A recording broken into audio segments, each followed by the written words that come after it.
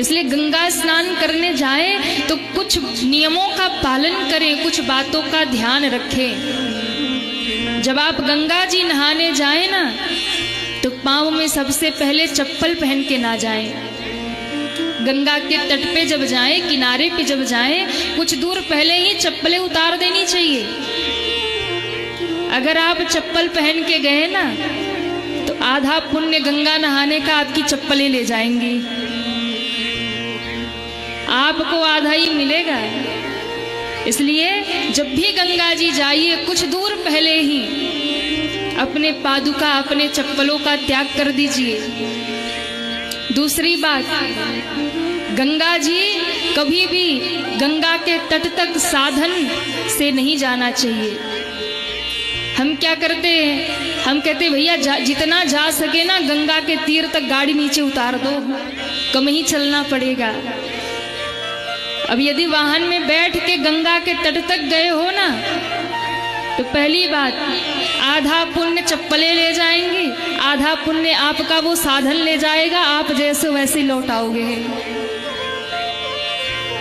इसलिए सबसे पहले कुछ ही दूर पर अपने वाहन का भी त्याग कर दीजिए, साधन का भी त्याग कर दीजिए।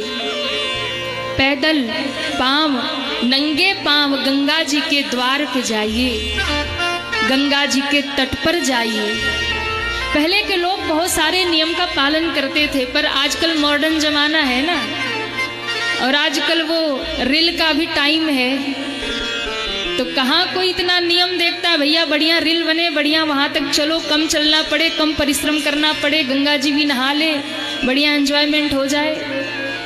कुछ दूर पहले वाहन का त्याग कर दीजिए, चप्पलों का त्याग कर दीजिए, नंगे पांव श्रद्धा भाव से गंगा जी के तट पर जाइए।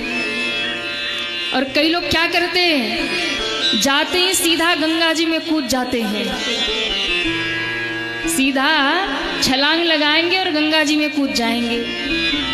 ये भी बहुत बड़ा अपराध है। वो माँ है, सबसे पहले गंगा जी को प्रणाम करिए, उनका जल लेकर के मस्तक पर डालिए, उन्हें प्रणाम करिए और प्रणाम करके मिन्नतें करके कि माँ हम आपकी गोद में आए हैं, हम आपके द्वार पर आए हैं। जैसे माँ अपने बालक को निर्मल और शुद्ध कर देती है, माँ मैं भी मलिन हूँ, तेरा ही बालक हूँ, तेरे द्वार पे आया हूँ, अपने जल से मुझे निष्पाप और निर्मल कर देना। प्रणाम करके फिर गंगा जी में प्रवेश करिए। और देखिए, जब आप गंगा जी में पाँव रखते हैं ना तो गंगा जी में पाँव रखते ही आप विष्णु हो जाते हैं। जैसे ही गंगा जी के भीतर प्रवेश करते हैं और उस जल से आप स्नान करते हैं, उस जल को हाथ में लेकर के जब भगवान को अर्पित करते हैं, आप ब्रह्मा हो जाते हैं। और उस जल में जब आप डुबकी लगाते हैं, आपके शीश में जब गंगा जी आ जाती हैं, तब आप उसी समय महादेव बन जाते हैं।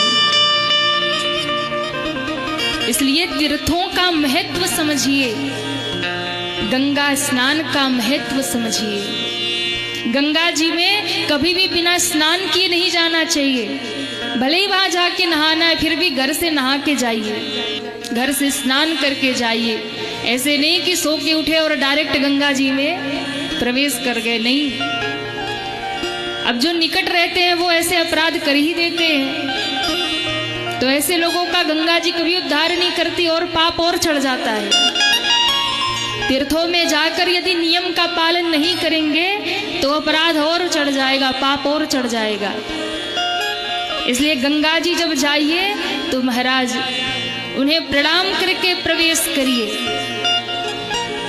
गंगा में स्नान करिए। और एक बात, गंगा जी में स्नान करने के बाद सबसे बड़ी गलती हम क्या करते हैं, फिर टॉवल लेके सर पोंछ लेते हैं, शरीर पोंछ लेते हैं। गंगा जी में स्नान करने के बाद कभी भी टॉवल से शरीर को सुखाइए मत। जब तक वो गंगा जल आपके शरीर पे लगा है, लगे रहने दीजिए, खुद से सूखने दीजिए। लोग सर पोंछ लेंगे, हाथ पांव सुखा लेंगे। नहीं, गंगा जी में स्नान के बाद कभी टॉवल से शरीर नहीं पोंछना चाहिए। और उससे भी बड़ा अपराध, जो गीले वस्त्र बदल के आते हैं तो उन गीले वस्त्रों को गंगा जी में धो धा लेते हैं। ये उससे भी बड़ा अपराध है।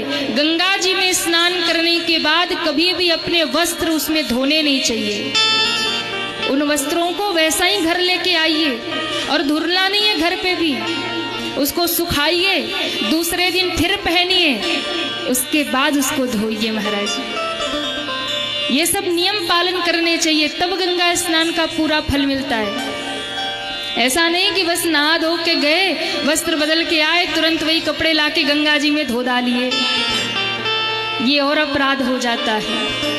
गंगा जी में स्नान करते समय कभी भी शरीर से मैल नहीं छुड़ाने चाहिए, शरीर मलना नहीं चाहिए, साबुन नहीं लगाने चाहिए, शैम्पू नहीं लगाने चाहिए।